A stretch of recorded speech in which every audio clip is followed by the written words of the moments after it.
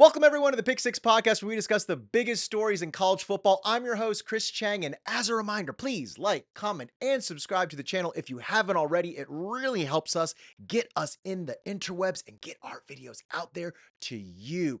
Also, be sure to send us your story ideas to the pick6guys@gmail.com, address in the description below. We want to know, what do you guys want to see and hear us talk about? Now, listen. I've heard it said this week that week 6 is going to be a little bit of a lull. Not that many competitive games, not that many marquee games. I say nay. I say this week 6 is the most important week in college football. Why? Because it's hate week, it's rivalry week. It's versus FSU week, guys. We are kicking this show off as we always do with our Canes. We've got number 3 Miami heading to Tallahassee to play number 18 Florida State. This is down, hands down, my favorite rivalry. And I would be remiss if I did not argue that this is one of the greatest rivalries in all of sports. To me, I would put this up there with your Michigan, Ohio States, your Yankees, Red Sox. I would even go as far as Barcelona versus Real Madrid for all my soccer aficionados out there. If you grew up a fan of either team, you knew the other team was more than just an opponent. They were a bitter enemy. National titles were decided in this game long before the final game of the year in this heated rivalry. This is the most important game to me for a multitude of reasons, a lot of personal reasons. There's a lot of mile markers in my life. My first game as a student was the 2004 overtime thriller. I met my wife at the 2006 game where we lost, sadly, 13-10. My wife saved my life at the 2000 game where both me and the team got our asses kicked. I got jumped by 9 FSU fans. Good time. Um, I could go honestly on and on and on about the memories of this game and its importance this year and how special it is. I get goosebumps on social media just seeing the hype build up. You can sense if you're a or FSU fan, we are here. We are at the event horizon. We are almost at kickoff, and I can't even begin to explain how epic this game is going to be. For the first time since 2013, both teams come into this game as top 20 teams. Coming into the season, I had zero worries about FSU considering they were coming off a 2-10 season, one of their worst pretty much ever. After week 1, I was kind of forced to sit up my chair a little bit, start paying attention and up until last week, I was convinced this was going to be Miami's toughest challenge of the season. Again, last week, we'll just consider it a blip. It wasn't really what they are. Or maybe it will be. We'll find out on Saturday. Now, this, in my opinion, and it should have been a top 10 matchup, but FSU decided to overlook Virginia and lost their first game of the season in double overtime. Well, their first ACC game is what I meant to say. Um, Now, this is an FSU team that actually reminds me a lot of last year's Miami team. They got a flashy transfer QB, a high octane offense, and as we saw last week, bit of a sketchy defense, right? Um, I'm still confident. I still feel really, really good about tomorrow. However, however, I do see some areas of concern and things that I'm keeping my eye on. The first, this will be the first road game for Miami. We are traveling. It's going to be a little rough that our first ACC game is in Tallahassee against our bitter rival. Next, the physical mismatch between Deuce Robinson and all of our secondary. Sadly, we do not have anyone that's 6'6". So, gets me a little worried. Last part of concern is the variety of offensive looks we are going to see from Gus Malzahn. This will be Miami's, like I said, this will be Miami's first road test. And while we are the favored team, I don't like that it's a rival who is ranked and opening our conference play with them. Now, this used to be a thing back in 2004 and in the early 2000s that Miami would do this like kind of Labor Day thing where actually it wouldn't just be the first ACC game, it would actually be the first game of the season. And so, again, I guess we're hearkening back to that time when national championships were on the line. But again, a little worried. The first game going to be in Tallahassee as our first ACC conference game. I would have honestly, at this point, I would have preferred a cross country Stanford trip over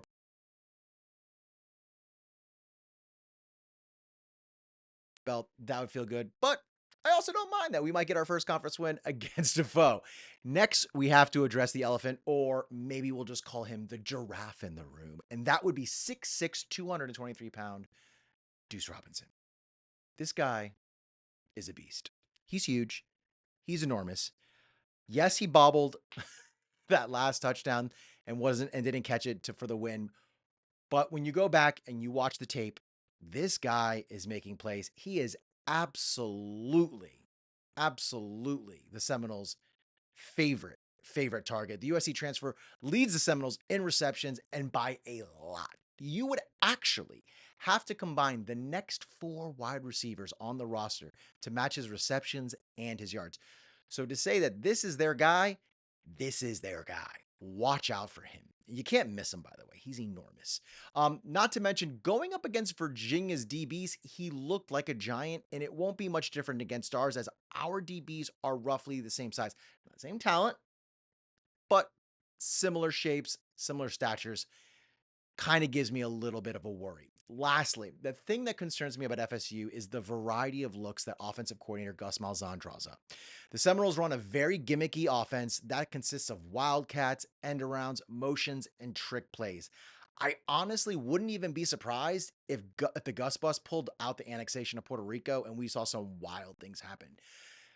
With that said, there are some crucial key matchups, two of them. I don't think, and they're not going to be between what you think. The first matchup, I think, is going to be between Gus Malzahn and Corey Heatherman. These two guys are incredible at what they do, and it's going to be an insane battle to see. It's going to be beyond a chess match. It's going to be wild to watch what these two dial up in this game. Next, it would be Ron White, Florida State's defensive coordinator, versus our brilliance in Shannon Dawson as our offensive coordinator. Now, the greatest matchup, again, like I said, it won't be seen between any players. It will be between these coordinators. And I chose to focus on these coordinators because I don't think there's going to be, again, I think the talent portion leans to Miami a little bit. But the one thing I've always noticed, and the one thing any Florida State and fan will tell you, is that in this game, despite the disparity in talent that may be visualized throughout the season, both teams are going to play hard. And like I said, while the talent slightly, I'm going to give respect to my opponent, slightly favors Miami, we have seen what FSU did to Alabama, and whether or not they sleptwalk into week one, the Seminoles cannot be underestimated. Again, while I am confident, I do recognize that this is an offense that we've never seen before, and with players who are exponentially more talented than last year's team. Now, you have a top five offense versus a top five defense, each side drawing up schemes that are polar opposites. You have Gus Malzahn. He's a magician. He likes to get creative. His opponent values violence and sheer ferocity. And can Corey Heatherman draw up the right amount of plays to contain Castellanos and company? That's what I'm wondering right now. Is Heatherman going to be able to? Because again, he's not one of these stunts and confusion, which it's funny. That's FSU's coordinator. Again, why I compare FSU to us last year. I'm really wondering, one, what does Heatherman dial up? How? Because again, we've been getting to quarterbacks. We've been creating pressure with four. I don't know if we're going to do that with FSU's line. I think within the first quarter, we're going to figure that out. And I wouldn't be surprised if it goes either way. If we can get to Castellanos with four, or if we have to draw up some clever blitzes. Either way, again, you've got Malzahn, who's a magician, super creative, and then you've got Corey Heatherman, who is just unrelenting with the violence that he wants to see. How many explosive plays will the secondary give up? That is a big question I'm asking myself. This was an issue last year, and one they seem to have fixed so far this year, but FSU will be the most unique offense has faced all season so far. And probably I'm brave enough to say this will probably be the most unique offense we'll face for the rest of the season, barring the college football playoffs if we make it. When we make it. When we make it. On the other hand, you have Shannon Dawson versus Tony White. Dawson has shown he will lean on the run first and then open it up. And last week, Virginia, who were down 2 to 3 starting linemen, rushed for over 200 yards. That is not a good matchup for FSU. Tony White prefers a 3-3-5 scheme, which means he's got 3 linemen, 3 linebackers, 5 backs. Again, I'm just not sure if FSU has the manpower to stop Miami's 3-headed running back monster that we have. Haven't mentioned it yet. Don't think if it's a big deal, but Jordan Lyle and JoJo Trader are not listed as injured, and some believe they may be expected to play. I don't know. That's why I used the 3. But even if it's Marty Brown and Mark Fletcher only, again, FSU has not seen a running tandem like this all season. And even when they played Alabama, Alabama to this day is still struggling to run. So it'll be interesting to see what Tony White draws up and if he has the manpower to stop the run. I mean, I think Tony's going to have to blitz more than he would normally. And at a minimum, commit 6 to 7 bodies into the box. He's not going to be able to do this spread and gimmicky defense where he's going to try and confuse Carson Beck. Not only that, I mean, how do you confuse Carson Beck too much? I mean, again, I could be wrong. I could be wrong come Sunday, We could be looking at this and I could have mud all over my face. But so far, you saw a talented Virginia team take Tony White and his defense to the woodshed. Okay? That was a very ugly game by FSU. So creativity will have to be at a premium as Miami's offense is, like I said, built to play with the lead and long, methodical drives that are Dawson's bread and butter. Dawson will take a drive and stretch it 7, 8 minutes if need be. That is something I think FSU is not built to handle. Now, you obviously know who I'm picking, but here's how I see FSU winning. This is what I think are FSU's keys to success, right? Tommy Castellanos has to have a day. I know you're thinking, duh, but Tommy has to be smart. Don't get injured. Don't put your body on the line. Slide as many times as you can and extend as many plays as possible. We have seen that, again, Miami can get to quarterbacks and create pressure with just 4. But we've also seen several quarterbacks in almost every game create explosive plays by extending them. And sadly, kind of gives us a little PTSD from last year. Next, I think the FSU defense needs to blitz Carson Beck heavily, and make him make bad choices with his arm. Carson, again, has had in almost every game so far enough time to watch Lord of the Rings back there before he throws. He goes through every one of his checkdowns and then back again. If FSU wants to win this, they need to pressure Carson Beck. They need to make him run. He's not a mobile quarterback. He doesn't like to throw on the run. And again, like I had mentioned with the UF game, again, I'm not saying this is sportsmanlike, but you go after the arm. Okay. It's his weak side. You got to hit him hard. Do I think they're going to do that? I don't think so. I genuinely believe that our O-line is one of the best, if not the best in the country. We have seen that wall of Mirabal stay steady against every team we've placed. Yes, there have been a few sacks, but again, is that the quarterback taking too long and wanting to get the perfect throw? Is that the talent of the opposing team? I don't know. But I think if FSU really wants to win this game, they're going to have residents in that backfield at least in 75% of the drives. If Carson Beck has enough time each play and each drive, it's going to be a very, very long night for FSU. And lastly, here is the last thing I think FSU needs for them to win. It has actually nothing to do with FSU. And that is Miami needs to drink their own Kool-Aid. They need to make stupid mistakes. They need to get penalized, et cetera, et cetera. I think if Miami stays focused, they play the game they've been doing all year, they are going to walk out of Doak with a W. It's very I don't know anyone except for homers, and God bless you. That's what you should do. You should be picking your team, as I will be picking my team. But I think the Alabama Week 1 game gave me pause, leaning a little bit forward, paying more attention. Last week, we're back to preseason because that defense was a little sketch, and I think they may have been exposed. And sadly, a lot of the things, broken tackles, poor tackling, missed assignments, I just don't know how you fix that. I don't know how you fix that in 8 days. Maybe they do. Maybe they were looking ahead. I don't know. A lot of people are calling this game close. I think this game will be close for roughly 2.5, 3/4. I think it will be, like I said, a one possession game, maybe even within 3 points up until the third quarter. And then I think we're going to see Miami pull away. You've got big bodies who are good at leaning, good at pushing, good at moving other bodies.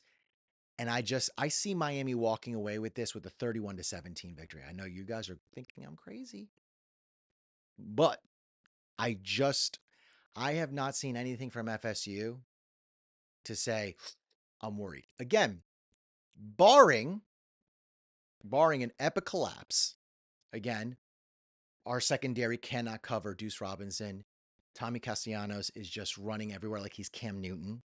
Yeah, FSU will win the game. If that's what happens, FSU, they won't blow us out. That's definitely not an option. I don't see that whatsoever.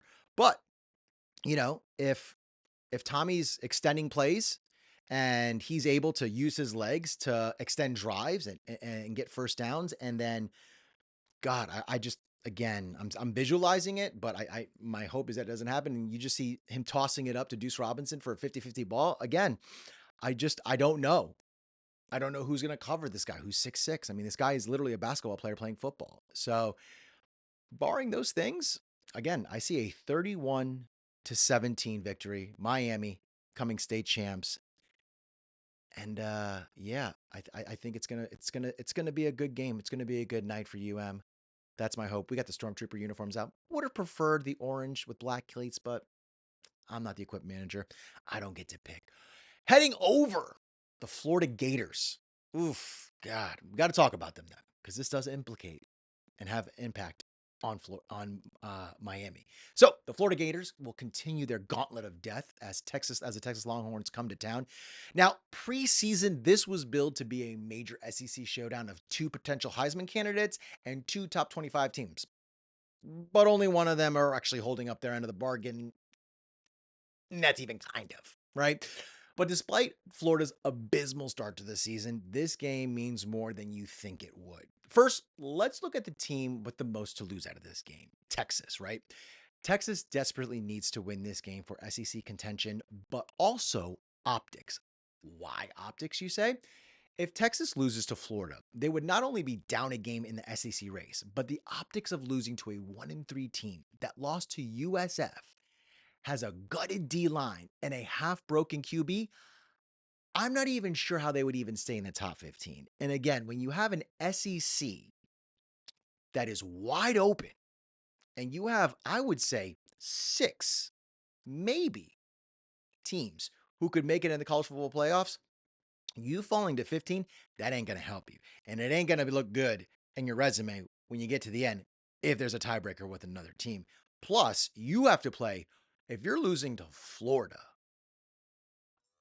when I mean, and you have to look at, like I said, the rest of the season for the Longhorns, and you have 4 top 20 teams coming up, all of whom at this moment could beat them, especially, like I said, if they're in a battle with Florida. Last, this should also be a gimme for Texas. When they're looking down their schedule, again, you never want to overlook a team. You never want to underestimate a team. But you would be ridiculous to say, oh, Florida's going to be competitive in this game. Again, could it happen? Sure. But reason and logic would definitely say no. So, as I just alluded to, the competition ahead, you lose this one, and there is zero room for error moving forward. I mean, you cannot lose to A&M. You cannot lose to Georgia. These are just things that, again, are non-optional if you lose to Florida. Not to say that losing to those teams is optional, but again, you win them in Florida, you have a little bit of leeway. You have a little bit of room. And again, moving forward, not only for the CFP, but the SEC championship. I mean, this is the most wide open year I can remember in the SEC. Not one single team looks dominant. Okay. I mean, we're seeing a lot of deja vu in terms of, Alabama beating Georgia, now going to play Vandy. Then Vandy upset them last year. You've got a Texas A&M team that, led by Marcel Reed, that's got these weapons at wide receiver. Who's going to stop them realistically? I mean, you also have Georgia, who, again, even though they lost to Bama, still really, really good. Oklahoma looks great. Don't know when they're going to get John Mateer back, but again, wide open. And who knows what happens with LSU? I mean, they lost to Ole Miss. I'm still not 100% on Ole Miss. We'll see in a few months. But what happens with LSU? We don't know. Now, Florida, on the other hand, has nothing to lose. I mean, we are all we're family here, right? We are all but certain that Billy Napier will be in the unemployment line come December, right? I mean, I just don't understand. I mean, barring a win against Texas and then running the gauntlet, I just I don't see Billy keeping his job. And should Florida win, Billy keeps his job for a week, and that's great. But and then let's just maybe say they maybe can keep their recruits, or at a minimum hold their recruits, right? I don't know if they're going to gain any more recruits, but at best they can hold on to the ones they have committed so far. But if the Gators lose, though, we could see the floodgates open in college football. With a vacancy at the head coaching position at Florida, we could see a cascading effect that would impact several power programs. So far, we have seen a half a dozen P4 head coaching spots open up, and Florida, should Billy get fired, would be the most prestigious landing spot so far. Okay. And now here's the thing. When you look at Florida, and if you pay attention to what's going on behind the scenes, a lot of people think that Florida's not going to go the coordinator route, and they're probably not going to go the G5 route like they did with Billy. They're going to want someone who's established, who's proven, and has head coaching experience. Again, I wouldn't be surprised if they threw all their money. Again, last year the rumor was Lane Kiffin. I don't know if Lane's ready to leave yet, but who knows if something, a catastrophe at Ole Miss happens this year and they literally implode. Maybe that's his, safety boat out of there. I don't know.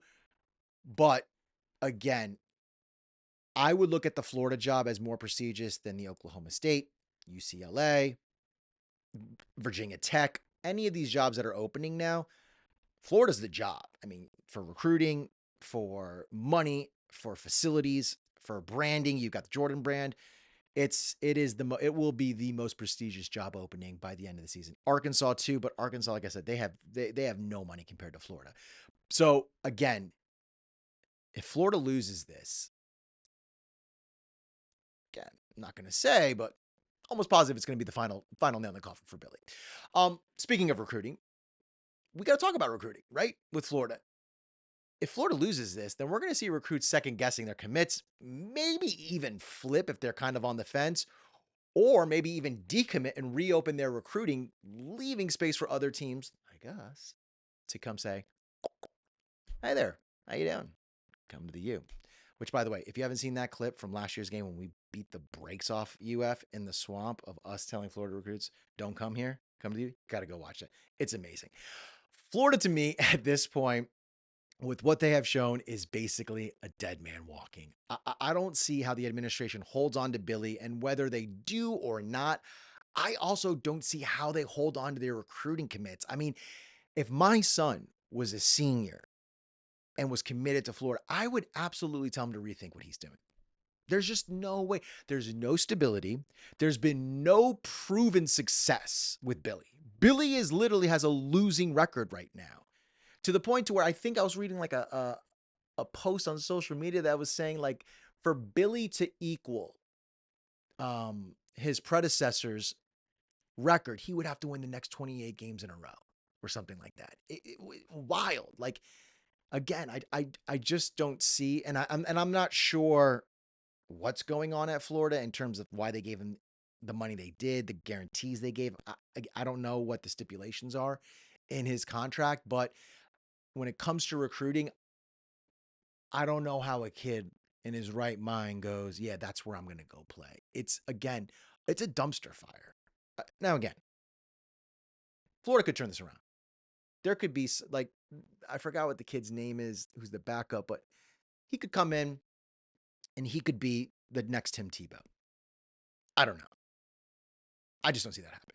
And I think Texas, who has struggled offensively, will be challenged by the Gators at first in this game, but will find ways to score as the game rolls on. We have seen Texas kind of sputter against real competition.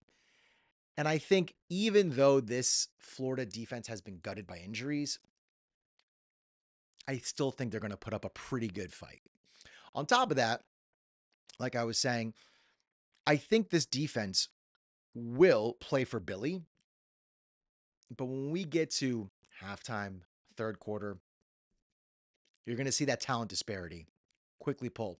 And I think if the Texas defense shows up the way they've been showing up, it's going to be suffocating for a Florida offense that has barely put up 15 points a season to quality opponents.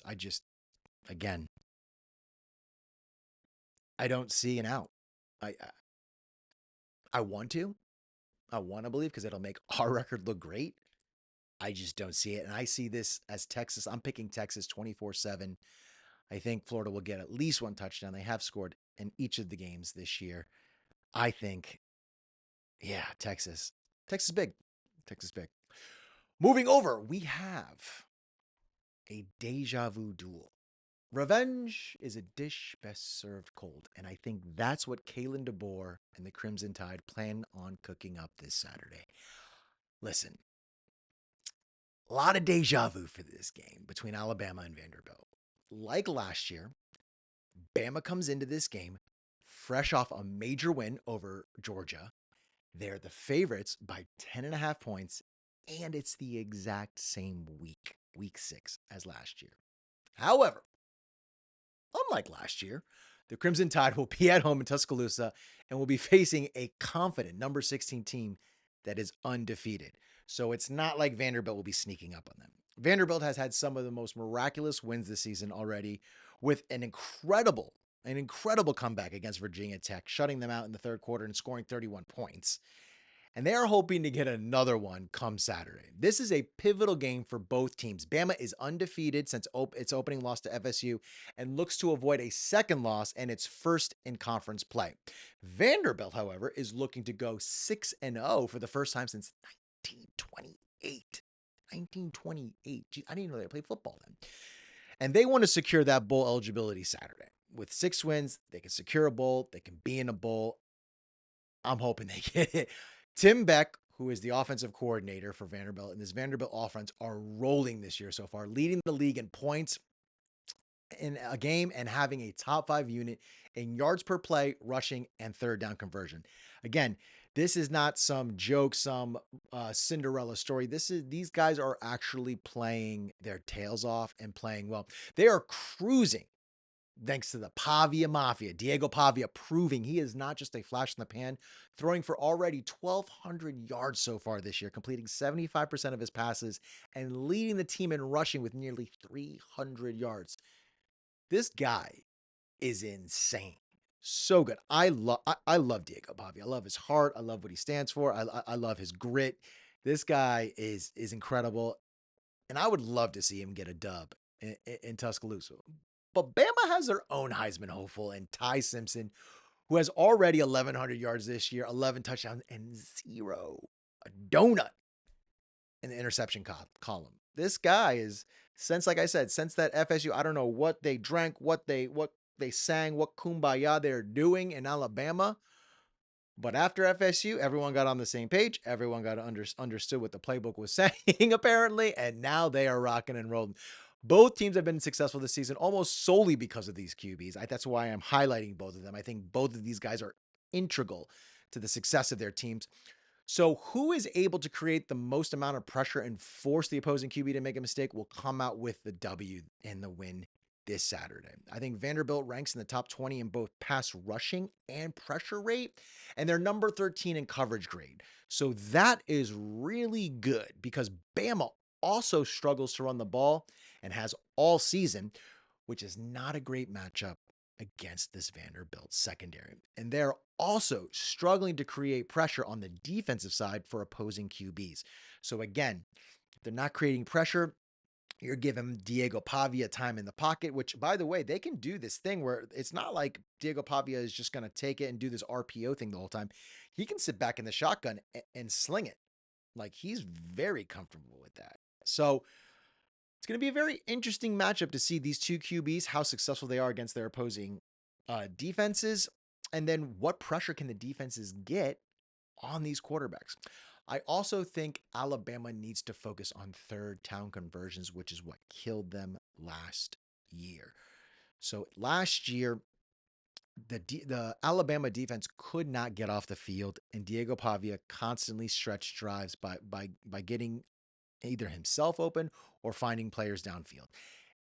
Alabama needs to flip that script. They absolutely need to get 3 and outs for Vandy, get their offense back on the field, kill the clock, and get the dub. Sadly, I don't think that's what's going to happen. I think this is going to be a shootout. I think this is going to be 2 quarterbacks on display, slinging the pigskin. I have got Vandy 38-35 in the upset in Tuscaloosa. I am part of the Pavia Mafia. I love what this guy's doing. I would love for his story to be closed out with this win over Bama. 2 dubs. Again, undefeated against Bama. That's what I'm going for, Diego Pavia. Make it happen. 38-35. Our last pick, our last game that we will be highlighting, fresh off the FSU upset. The Virginia Cavaliers head to Louisville to take on an undefeated Cardinal team that I wish I could say was clicking. This will be a game between ACC hopefuls and a dark horse that could have massive ramifications for the ACC championship moving forward. Hear me out. I know you think I'm crazy.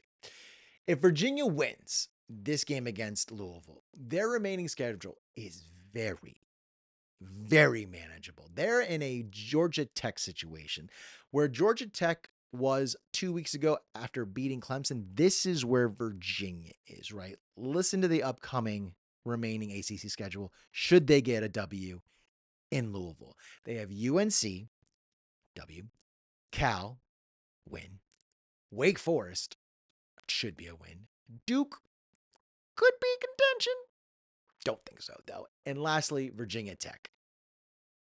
We all know where that's going to go, right?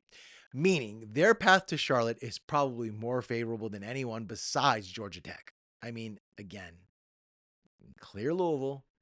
And again, all you got to do is just keep doing what you're doing. And this team, again, pretty good. Took out FSU, went to double overtime with FSU, sealed the win. Was not pretty again, but still got it. Louisville, sadly, they're not in the same boat or position with games against Miami, Clemson, and SMU still on the slate. I know they beat Clemson last year, and Clemson is absolutely trash this year, but you never want to count Dabo out, all right? And especially when Dabo can ruin a season. So Louisville really, really, really, really needs this win. They cannot take an L in this game. If they do, I'm not saying their shot for the ACC championship is done, but it would be very hard, and a lot of things would need to happen for them to get there. Both teams are coming off incredible, but like I've been alluding to, ugly wins. Like we mentioned, Virginia beat FSU in double overtime despite throwing 3 interceptions and letting FSU put up over 500 yards on offense.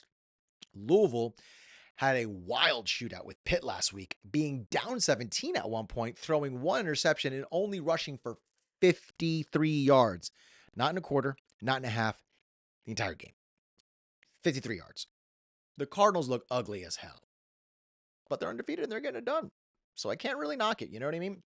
Despite the ugly wins, though, the defense, specifically the D line, is their ray of hope. That is their shining beacon, leading the nation in pass rush grade and pressure rate.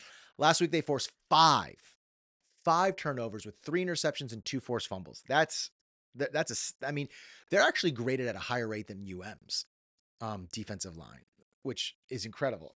Secondary, little porous.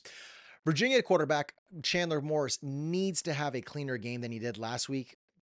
He's got that injured hand that he banged in last week's game that we'll have to pay attention to and see, is he at full capacity? Can he still go? He's completed so far 70% of his passes this year and is averaging about 8 yards a pass, which is pretty good. On the other side, you have Miller Moss and his wide receivers Bell and Lacey, who need to keep the Virginia offense off the field. Because again, not only is Virginia deadly through the air, their quarterback can run, Chandler Morris can run, and they've got a stout running back room. I mean, they're no joke. I mean, this is not like, oh, they get tricky and they've gotten lucky. No, this is a team that can actually run the ball. And so I think if they can convert crucial thirds down, which is something they struggled to do last week, they could have an in. I think the biggest matchup, though, will be Louisville's D-line versus the rushing attack of UVA. If UVA can get stuffed, I think Louisville can win. I think if UVA starts running, it might be hard. They really got to start shut down Jamari Taylor. And again, if Louisville can shut down Jamari Taylor, the running back for UVA, I think they can remain undefeated. But if UVA's defensive line can create pressure on Miller Moss, I think the Cavaliers have a great day. With that said, I am actually going to go with Virginia. 38-35, another shootout. Watching those games last week, I think Virginia looked a little bit more composed than Louisville. And again, when you watch the Louisville Pitt game from last week, it was maddening how Pitt they lost them. They gave them the game. They basically were like, hey, we don't even want to play anymore. Just take it. Oh yeah, here's a pick. Here's a fumble. Here's a pick six. Just whatever you want. It was a really, really ugly game.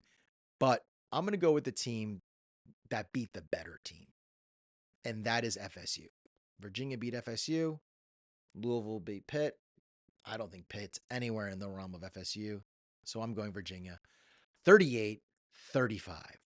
Well, guys, we have made it to the end of the show. Another one in the books. Thank you all for watching. Until next week, be good, y'all. Win the weekend. And as always, go Canes.